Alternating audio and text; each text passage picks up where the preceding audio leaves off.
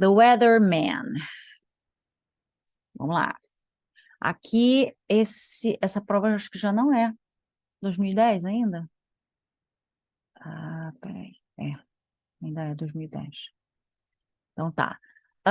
Não, a gente tem o texto aqui, The Weatherman, The Speak Up. E o enunciado diz assim: ao conversar sobre a previsão do tempo, o texto mostra o quê? Letra A, o aborrecimento do cidadão britânico ao falar sobre banalidades. Letra B, a falta de ter o que falar em situações de avaliação de línguas. Letra C, a importância de se entender sobre meteorologia para falar inglês. Isso é meio absurdo, né? Mas tudo bem. Letra D, as diferenças e as particularidades culturais no uso de uma língua. Ou letra E, o conflito entre diferentes ideias e opiniões ao se comunicar em inglês. Diquinha rápida, muitas questões, elas, né, de alternativa, múltipla escolha, elas seguem essa receitinha. Quando são 5 alternativas, geralmente uma tem bem pouco a ver ou nada a ver, ou são meio que absurdas em relação às outras, né?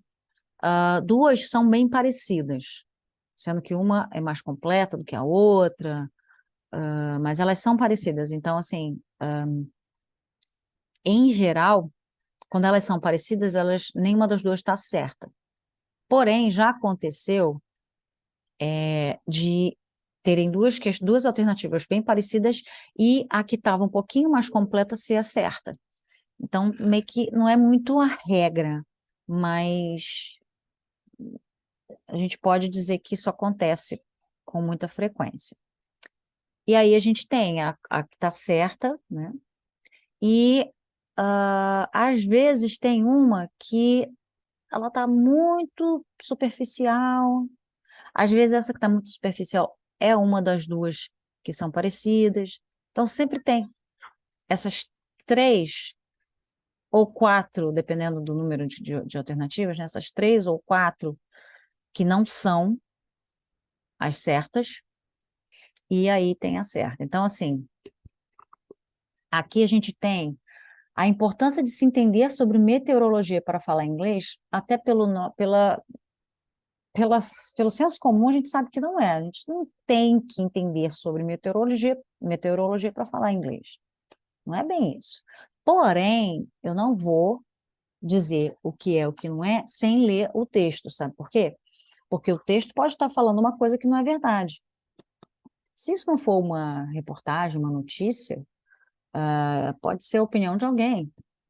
E se for a opinião de alguém, e se ele estiver falando isso, a gente vai ter que colocar essa resposta, né? Se for de opinião dessa pessoa, de que a gente precisa entender de meteorologia para falar inglês, paciência, a gente vai dar essa resposta como a certa, tá?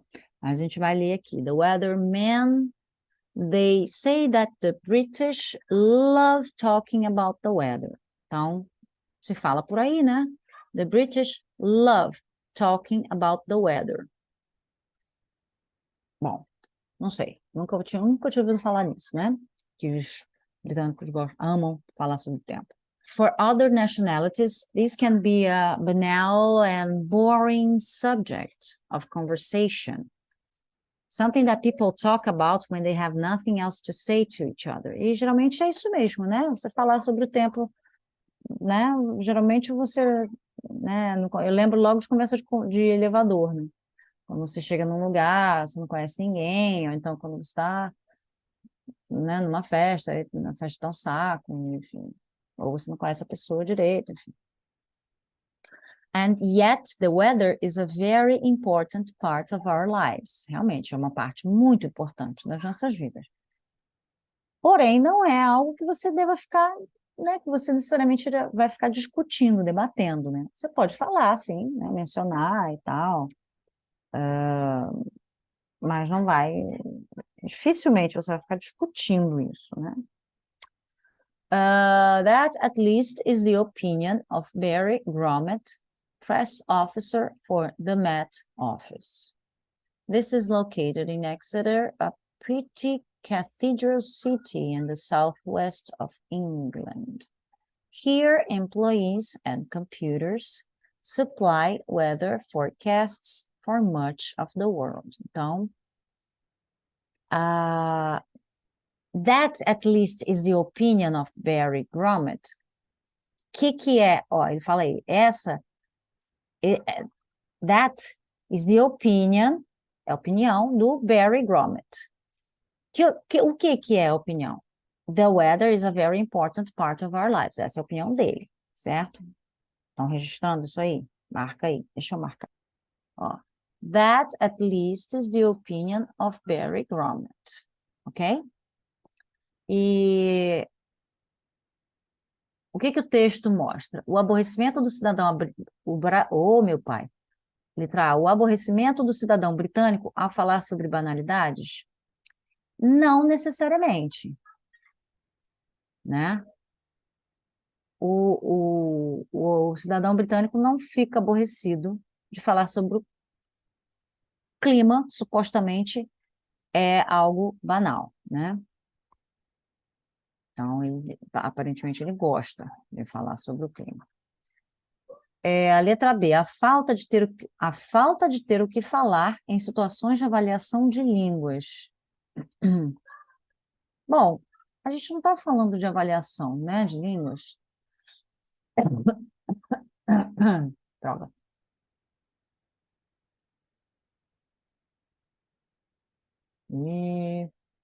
Peraí.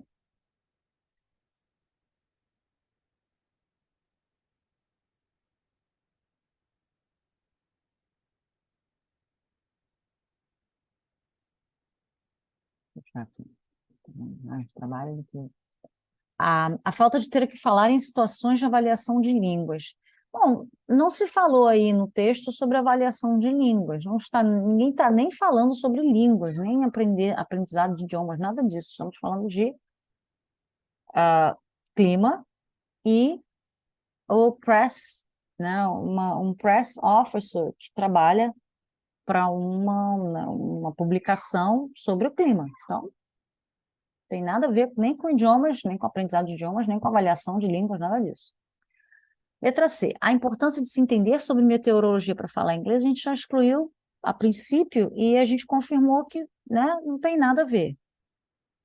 A meteorologia, conhecimento de meteorologia para falar inglês. Na verdade, a gente até agora só falou que é a característica de um grupo de pessoas, os britânicos, né, gostar de falar de inglês, falar de meteorologia. Só isso. Então, temos letra D, as diferenças e as particularidades culturais no uso de uma língua. E letra E, o conflito entre diferentes ideias e opiniões. O conflito entre diferentes ideias e opiniões ao se comunicar em inglês. Certo? E aí?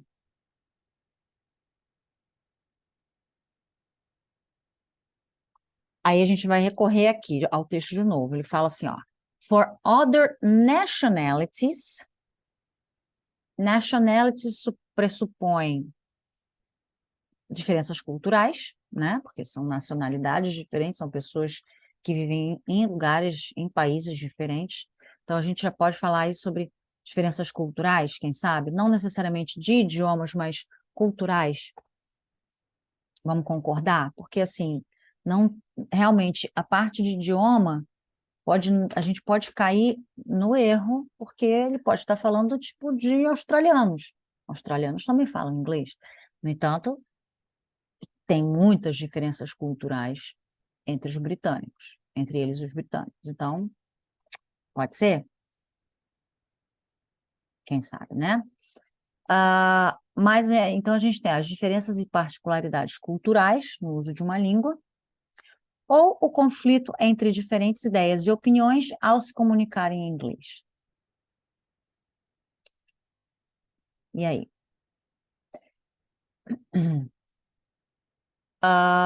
Ele fala assim, for other nationalities, this can be a banal and boring subject of conversation, something that people talk about when they have nothing else to say to each other.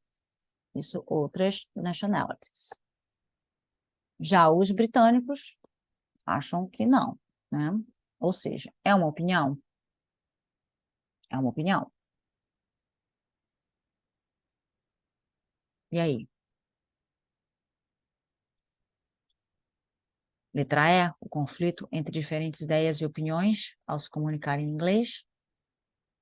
For other nationalities, cultura diferente, certo? This can be a banal and boring subject. Not for the British, who love talking about the weather. Tá vendo que são diferenças aí de cultura, de grupo, não é só, é opinião, mas é a opinião de um grupo, certo? Ou seja, o conflito entre diferentes ideias e opiniões fica restrito, fica limitado a indivíduos, né? Ideias e opiniões individuais, né? Supõe-se que sejam individuais. Mas como ele está falando aí de nationalities, né, de grupos, the British, em geral, ele tá colocando em termos culturais mesmo, em termos de não só opinião, mas de uma coisa que ocorre culturalmente, localmente, num grupo. Então, a gente pode dizer que é letra D, as diferenças entre as particularidades culturais no uso de uma língua. Ok? Então tá.